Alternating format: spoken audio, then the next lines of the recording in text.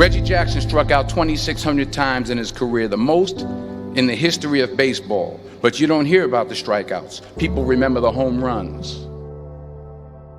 Fall forward. Thomas Edison conducted 1,000 failed experiments. Did you know that? I didn't know that. Because the 1,001st was the light bulb. Fall forward. Every failed experiment is one step closer to success. You've got to take risks, and I'm sure you've probably heard that before, but I want to talk to you about why that's so important. You will fail at some point in your life. Accept it. You will lose. You will embarrass yourself. You will suck at something. There's no doubt about it. And I know that's probably not a traditional message for a graduation ceremony, but hey, I'm telling you, embrace it, because it's inevitable.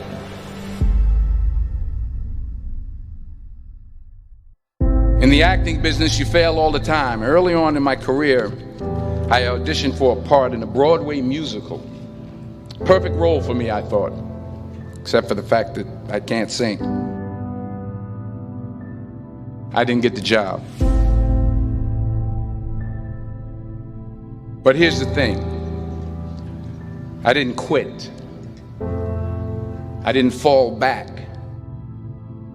I walked out of there to prepare for the next audition, and the next audition, and the next audition. I prayed. I prayed. And I prayed. But I continued to fail, and fail, and fail. But it didn't matter, because you know what? There's an old saying, you hang around the barbershop long enough, sooner or later you're going to get a haircut. So you will catch a break, and I did catch a break. Last year, I did a play called Fences on Broadway. But here's the kicker. It was at the Court Theater. It was at the same theater that I failed that first audition 30 years prior.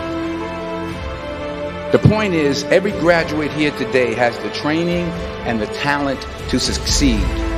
But do you have the guts to fail? If you don't fail, you're not even trying. I'll say it again. If you don't fail, you're not even trying. To get something you never had, you have to do something you never did. Imagine you're on your deathbed, and standing around your deathbed are the ghosts representing your unfulfilled potential. The ghost of the ideas you never acted on. The ghost of the talents you didn't use. And they're standing around your bed, angry, disappointed, and upset. They say, we came to you because you could have brought us to life, they say. And now we have to go to the grave together. So I ask you today, how many ghosts are going to be around your bed when your time comes?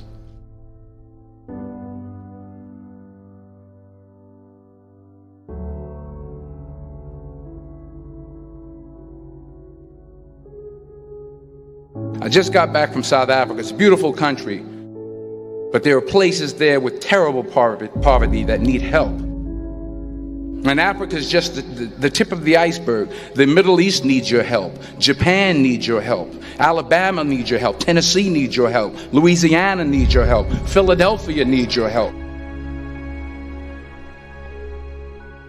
The world needs a lot, and we need it from you. We really do. We need it from you young people. I mean, I'm not speaking for the rest of us up here, but I know I'm getting a little grayer. We need it from you, the young people, because remember this. You got to get out there. You got to give it everything you got, whether it's your time, your talent, your prayers, or your treasures. What are you going to do with what you have? I'm not talking about how much you have. Some of you are business majors. Some of you are theologians, nurses, sociologists. Some of you have money. Some of you have patience. Some of you have kindness. Some of you have love. Some of you have the gift of long suffering. Whatever it is, whatever your gift is, what are you going to do with what you have? All right, now here's my last point about failure.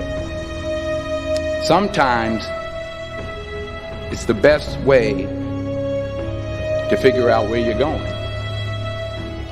Your life will never be a straight path. I began at Fordham University as a pre-med student. I took a course called cardiac morphogenesis. I couldn't read it, I couldn't say it, I sure couldn't pass it. So then I decided to go into pre-law, then journalism.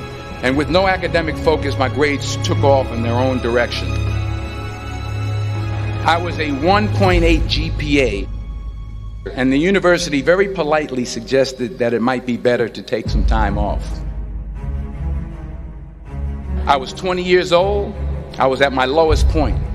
And then one day, and I remember the exact day, March 27th, 1975, I was helping my mother in her beauty shop. My mother owned a beauty shop up in Mount Vernon.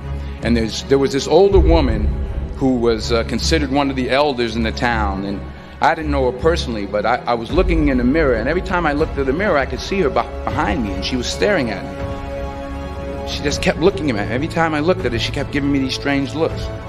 So she finally took the dryer off her head and she said something I'll never forget.